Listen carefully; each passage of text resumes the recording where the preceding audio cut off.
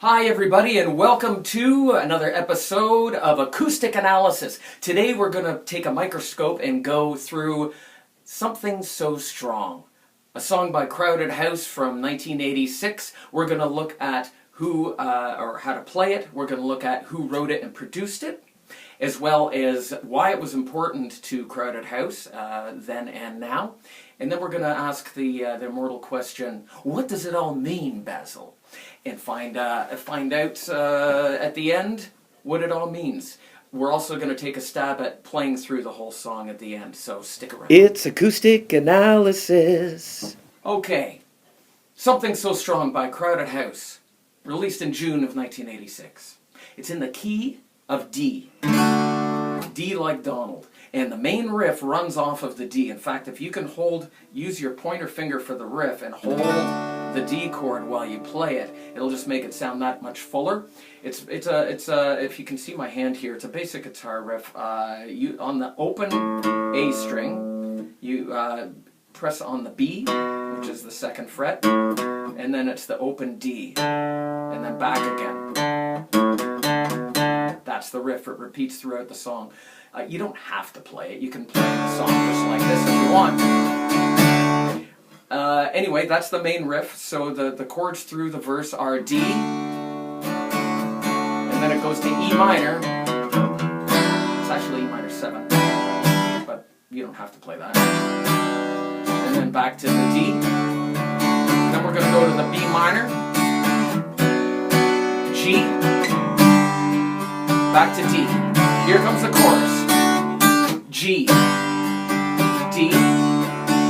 back to G, and then we're doing a B minor, A, G, D, G, and then finish up on the A. Let's talk about the bridge. The bridge is actually played up here in bar chords. It's like a progression starting in G, making its way all the way down the neck, but I'm going to show you how to play it in open chords, just because that might be easier. You can watch me play it later in the video in the bar chord part, but it's a G, and then you kind of mute it, and the progression downward means that it's a G over a F sharp. So you're going to go down one note from G to the F sharp, only on the bass string. And then you're going to go to the D, then making your way back down again, C sharp, nice discordal sound there, to a B minor, and then an A, and then it just repeats. I've seen you falling, I've seen you fall into the same trap. This thing is happening to us all. So that's the bridge. Like I said, I'm going to play it up here. So that is it in a nutshell. If you need to reverse, rewind, go through those chords, I know I go through them pretty quickly, but you can always pause and do one at a time. It's very repetitive, this song. It's a fairly straightforward and easygoing one. Once you get it down, I'm going to play through the entire song. You can play along with me at the end if you like. So, without any further delay, today let's talk about the analysis portion of this video. Let's look first and foremost at who wrote this song, which is kind of an interesting story.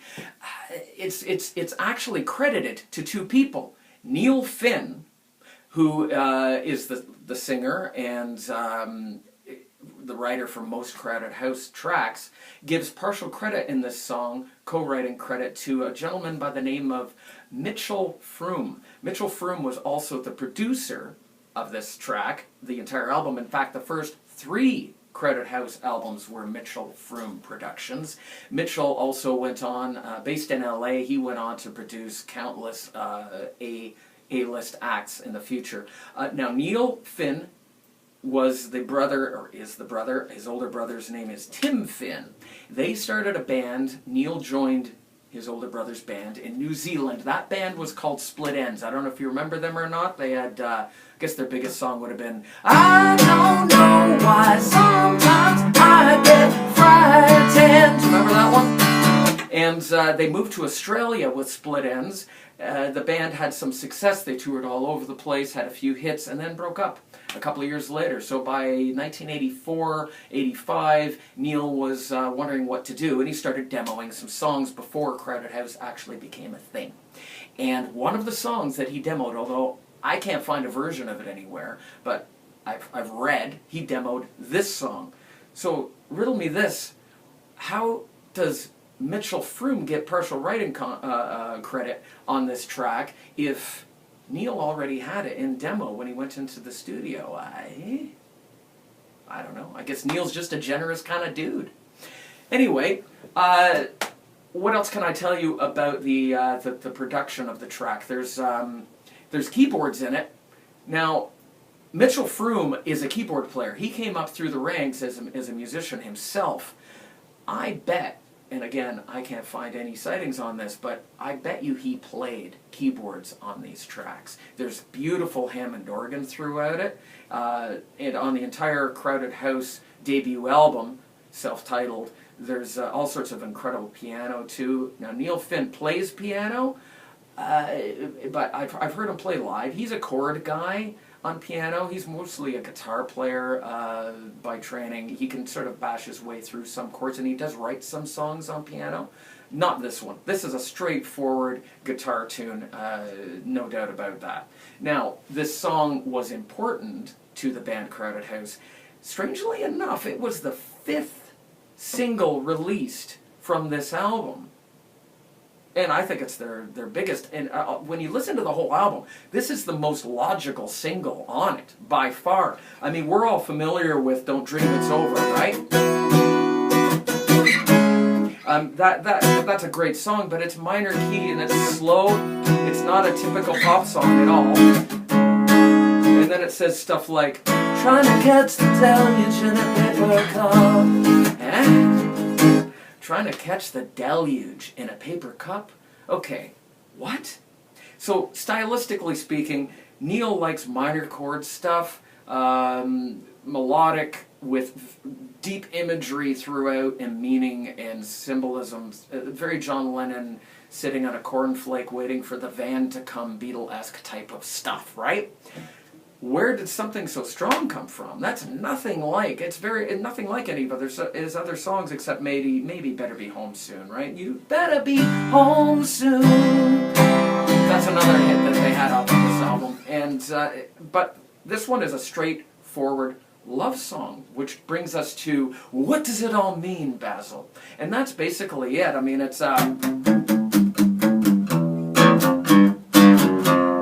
straightforward, silly love song.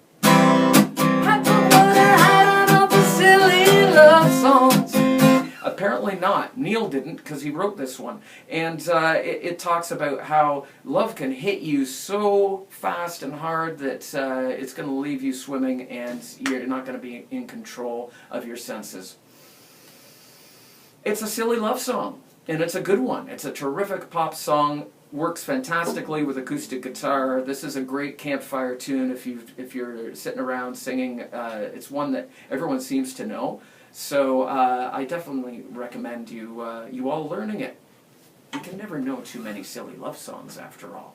So, without further ado, let's play the thing all the way through. Oh, and geek moment, I can never forget this. What am I playing today? I'm playing a 50-year-old instrument. It's a Gibson, 1967 Gibson J45. The warmest low end of any guitar I own.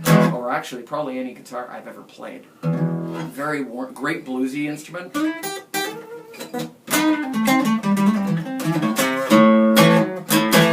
And anyway, so yeah, right, I digress. Something So Strong by Crowded House, released in June of 1986, and it goes something like this.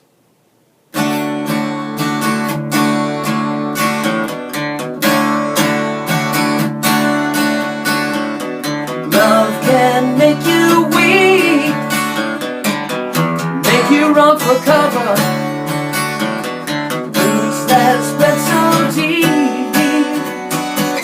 bring life to frozen ground. Something so strong could carry us away.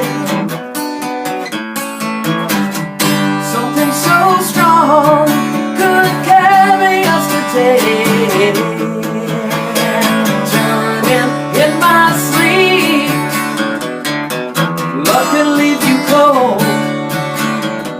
Taste of jealousy burns like a lust for gold. Something so strong could carry us away. Something so strong could carry us today. I've been feeling so much older. Frame me and hang me on the wall. I've seen you fall into the same trap. This thing is happening to us all.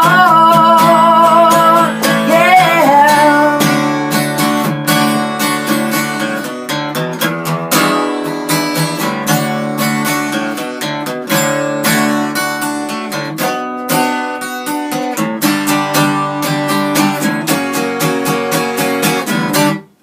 Something so strong could carry us away.